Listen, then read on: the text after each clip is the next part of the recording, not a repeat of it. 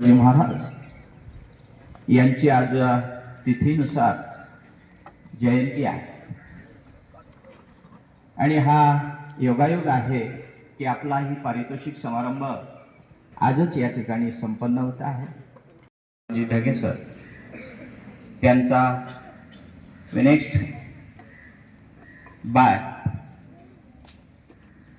Company private limited यामधील असणारा सर्व स्टाफ, सर्व माजी विद्यार्थी संघाचे पदाधिकारी, त्याचबरोबर आजी माजी सैनिक,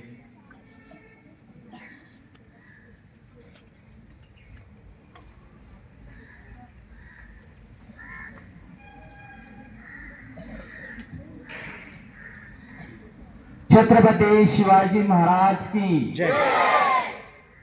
जय शिवाजी, जय भवानी.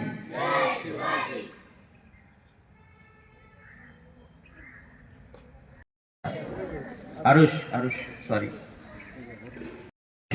हा या ठिकाणी शिवगर्जना सादर करीत आहे.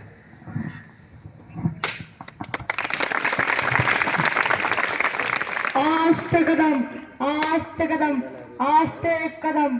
महाराज गणपती, गजाश्वपती, भूपती, प्रजापती, सुवर्ण रत्न श्रीपती, अष्टप्रधान जागृत, अष्टप्रधान वेष्टित, न्यायालंकार मंडित, शस्त्रात शस्त्र पारंगत, प्रौढ प्रताप पुरंदर, क्षत्रिय कुलावतंस, सिंहासनाधीश्वर महाराज योगीराज श्रीमंत श्री श्री श्री छत्रपती शिवाजी महाराज की नमः. पार्वती पते हर हर.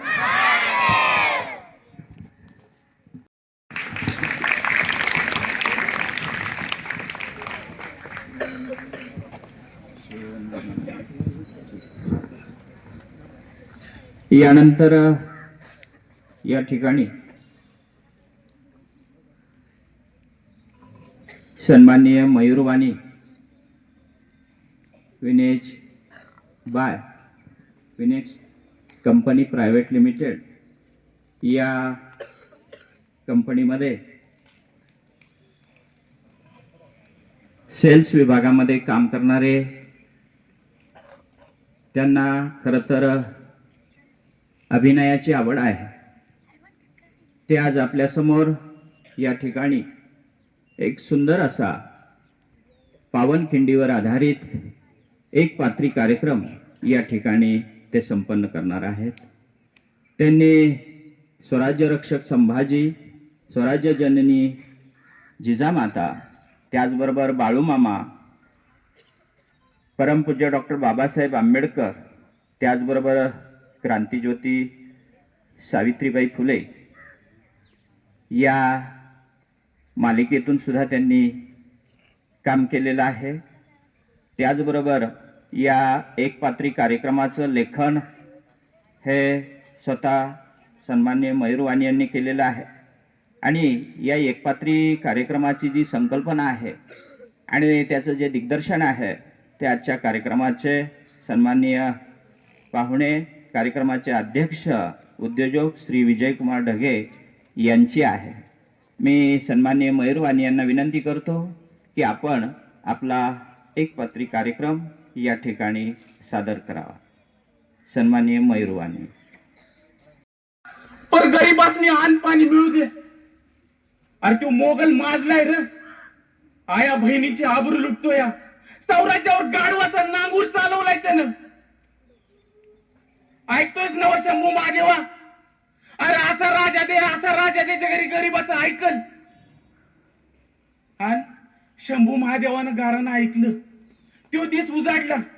स्वराज्यांनी जिजामातेच्या पोटी माझं शिवबा राजा जन्माला आलं. अरे तो शिवनेरी बी सोन्याचं झालं. मग सुरू झाली स्वराज्याची बांधणी आणि मोगलांची पळापळी. अहो ह्या स्वराज्य उभा करायला लय शूरवीरांनी आपल्या रगात सांडलं. आधी लगीन कोंडाण्याचं म्हणत तानाजी मालुसऱ्यांनी आपलं जीवन पणाला लावलं. तसंच करारी कंचबी आमिषाला बळी न पडणार स्वामीनिष्ठ मावळ्याच्या आसमानाला साथ घालणार आपलं बाजी प्रभू देशपांडे. आणि आज आपण इथं जमलोय महाराज आणि त्यांचा इतिहास ऐकायला. एक काळ असा आला होता नरड्याखाली घास गिळेना, उभी हिरवाई कोमेजली. आपला पन्हाळा काळ्या ढगात गडप झाला. तो सिद्धी जोहर पन्हाळ्याला 6 महिन्यापासून इळका घालून बसला होता.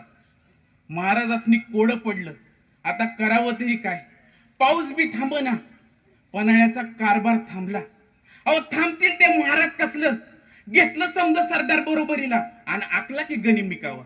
जोखीम सोपवली नायकांकडं, जोखीम सोपवली नायकांकडं आणि युक्ती केली की अशी पक्कड, युक्ती केली अशी पक्कड.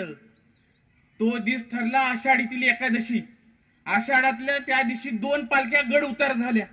एका पालखीतनं महाराज उतरलं आणि एका पालखीतनं शिवा काशीत उतरलं. महाराजांचं मन घाईवरलं.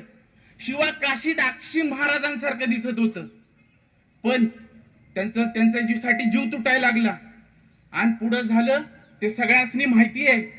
महाराजांनी पालखीतनं उतरलं, शिवा काशीत उतरलं, पुढे सिद्धीच्या शामियाण्यात जाऊन काशीत पोचलं. तसं बोलणं सुरू झालं. सिद्धी जोहर मागू लागला, गड किल्ले मुलूक, आणि तेवढ्यात घात केव झाला. तिथं फाजल खान आला. त्यानं ओळखलं शिवा काशीदासनी आणि मारलं की मस्तक अशा वक्ताला. मग छावणीत एकच कल्लोळ झाला, शिवा पळाला, शिवा पळाला. सिद्धीचं सैन्य लागलं महाराजांच्या पाठीला. अखेर ती येळ आली, तो काळ आला जिने इतिहासाची पानं रक्तानं वल्ली केली.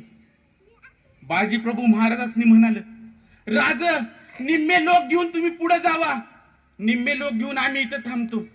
मारिता मारिता झुजतो, झुजता झुजता मारितो. आमच्या पोरा बाळासनी सांभाळायला आमचा राजा समर्थ आहे. तसं महाराज म्हणाल, नाही बाजी काका, लढलो तर तुमच्या बरोबर लढू, शत्रूशी 2 हात करू, पण आम्हाच पुढे जावयास सांगू नका. बाजी काका बोलले, वडीलकीच्या नात्याने सांगतोय राजा ऐका. लाख मेले तरी चालतील, पर लाखाचा पोशिंदा जगला पाहिजे. मग 300 बांदल मावळ घेऊन महाराज पुढे गेलं. 300 बांदल मावळ घेऊन बाजी तिथं वाघासारखं थांबलं. मग बाजींची तलवार चालू लागली, सपासप लागलं शत्रूचं ढिगावर ढिग. अरे बाजी असं लढत होतं जसं धूमकेतू तुटावा गनिमावर. गनिमांनी कावा साधला. बाजी माग हटत नाही म्हणल्यावर खिंडीवर चढून बाजींवर गोळ्या घातल्या. अरे तरी बी माझा ढाण्या वाघ काय कोसळला नाही, कारण विशाळ गडावर महाराज पोचल्याशिवाय, तोपाचा आवाज आल्याशिवाय बाजी काय माग हटणार नव्हतं. आणि शेवटी तोपाचा आवाज आला तशी घोडखिंड निश्चित पडली. तिनं औंढा गिळला. अरे कसं माझा वागदर कळला. शेवटचा मुजरा राज, शेवटचा मुजरा, शेवटचा मुजरा. तशी घोडखिंड थरथरत पडली. त्या दिवशी बाजी प्रभू, रायाजी बांदल, 300 मावळे, 12 घटिका झुंजले. कुराडी सारखं घाव अंगावर घेऊन हसत हसत रगात स्वराज्याच्या मातीत मिसळलं. ती त्या दिवशी कासारी बी रक्ताची वाहिली. तशी ती घोडखिंड पावन झाली, तशी ती घोडखिंड पावन झाली. अरे सिंहासारखा गरजला तो शिवबा राजा होता, सिंहासारखा गरजला तो शिवबा राजा होता.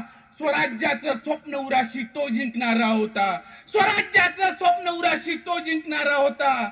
शौर्य, स्वाभिमान, अभिमान ज्यांच्या गाथा अमर आहेत, शौर्य, स्वाभिमान, अभिमान ज्यांच्या गाथा अमर आहेत, ते छत्रपती शिवराय आमच्या हृदयात आहेत. ते छत्रपती शिवराय आमच्या हृदयात.